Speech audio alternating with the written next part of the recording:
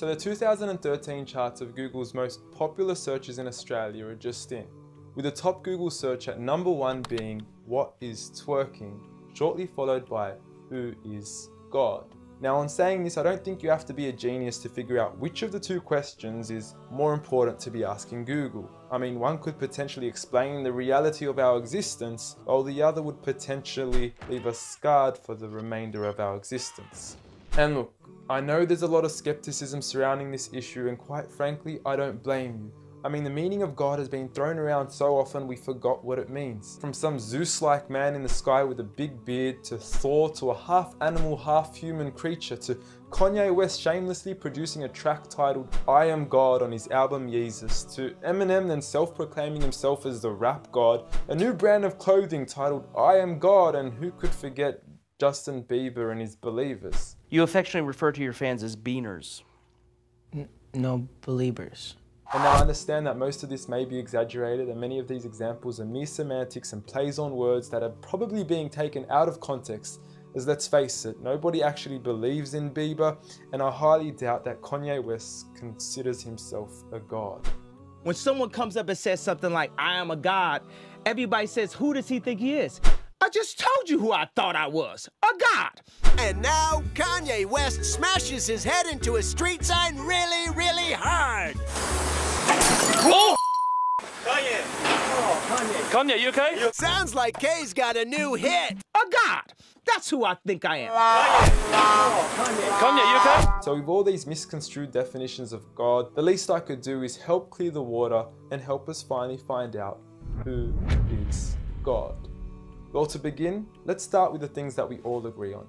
First and foremost, we're here. We just began and we exist. And like all things that begin to exist, they require a cause. Things don't just come out of nothing, and although at times we sometimes wish they would, they don't. If I told you that this glass sprang into existence, this glass made itself, you said Muhammad Ali's crazy. So in saying that, knowing the cause of us is crucial to understanding who God is. Although we are able to explain that we did have a beginning, as many leading cosmologists have affirmed, we are still left unanswered as to what was the cause of our beginning. And before you lash out saying, "Oh, but we can't see what happened before we began," or "you can't prove there was a creator," we say quite openly, neither can you disprove a creator. And by observing the reality of our world and our existence, its order, its structure, and the systems, I see no reason not to believe in a creator. But then one may ask, where did this creator come from? What was the cause of him? And it will go on forever and ever, which would most probably lead to us never have ever been created. So for God to exist, he must exist without a beginning, therefore not requiring a cause, making him eternal. He should also be transcendent from his creation and not bound by any of the realms he had created, whether it is time, space, or matter. For instance, when Steve Jobs makes an iPhone, he doesn't become the iPhone, he is separate. And of course, we could also argue that he is one. This makes the most sense, and it would also avoid any potential conflict between two disputing all-powerful gods with conflicting interests. But we still don't know which God is he. Are you Zeus? Are you Thor? Are you Yahweh? Well, if you agree with everything I've said up until now, you will realize that each of these gods don't fit into our established criteria of who God is. They are all created beings, they are not eternal, they have not created anything, they are dependent, and they require sleep, rest, oxygen, and food.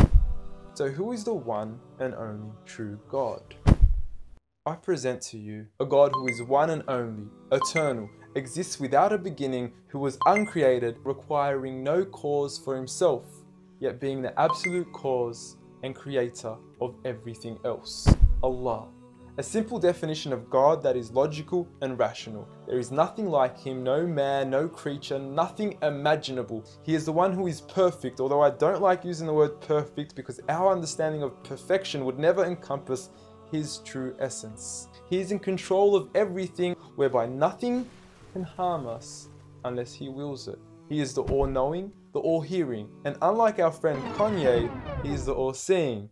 Many of us would then argue that although these verses do provide a logical and sound concept of God, how do we know that these words are indeed the words of God? Well, first and foremost, the Quran isn't just any book. It was revealed over 1400 years ago as direct revelation from God to the final prophet Muhammad, peace be upon him, and was sent as the most eloquent piece of literature to before mankind.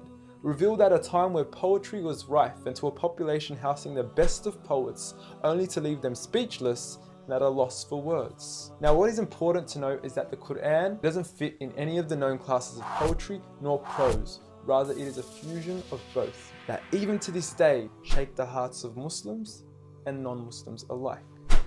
It's almost trance-like. I mean, you can hear it's very euphonic. I mean, there's a lot of internal rhyme and end rhyme, and the rhythm is not predictable, and it's beautiful. Even to this day, the Quran remains incomparable and stuns humanity with its accurate references to science and history, from accurate descriptions of the human embryo to historically accurate references to the different rulers in the different Egyptian dynasties. And no matter how many times people will try to discredit the Quran on its authenticity, it remains standing. Will you please, at the very next science lesson, get some salt water, get some fresh water, and mix them and see what happens? The Quran says 2 seas, not 2 cups of water. And to those that doubt it is from God, the challenge is simple. Bring forth something that can compare. And now, although this challenge has been attempted multiple times throughout the past, history has witnessed that no man has been able to rival the Quran. But does this challenge still apply today? Well, we could surely put it to the test, and who better to choose than the self-proclaimed rap god. Call yourself the rap god. Eminem, dubbed the best of his time, being incomparable with anyone in his league. The last thing the world needs is another me. Now, if we compare the works of Allah with the works of Eminem, we are left with this. Slickety gibbity hippity hip hop, rappity rap, packing a mac in the back of the act, pack back rap yak yakety yak yak at the exact same time I attempt his lyrical acrobat stunts. Look, content-wise, I don't know. However, we can't deny that lyrically he is impressive. He has rhythm, rhyme, style, alliteration, and assonance. A short video online even indicates that in one of his songs he almost made every second to third word rhyme. But how does he compare with the Quran's smallest chapter of 3 verses, Surah Al-Kawthar? Now, in just 10 words, Allah is able to use over 30 linguistic and rhetorical devices, including emphasis, multiple meaning, grammatical shift, word order and arrangement, ellipsis, conceptual relatedness, intensification, choice of words, repetition, intimacy, exaggeration, and prophecy, along with many, many more. What's also important to note is that the linguistic devices in the Quran aren't just thrown about randomly. For instance, Allah would use palindromes strategically to describe the terms glorify your Lord and the orbiting of planets, as though both processes are occurring continuously, non-stop, one after the other. The shortest chapter in the Quran also contains a rhetorical device that no one can compete against nor replicate: prophecy. At the end of the first verse, Allah promises Muhammad, peace be upon him, that he would be given abundant good at a time when he was at one of the lowest points of his life, with a small amount of followers and low social status. He had even just lost his son, and his enemies were taunting him with cut-off lineage and progeny, yet Allah was promising him abundant good at this time. Such was the prophecy of the Quran, and we certainly indeed see its fulfillment today, with the Quran being the most recited, memorized and practiced book across the entire world, with over 1.6 billion followers today from all walks of life.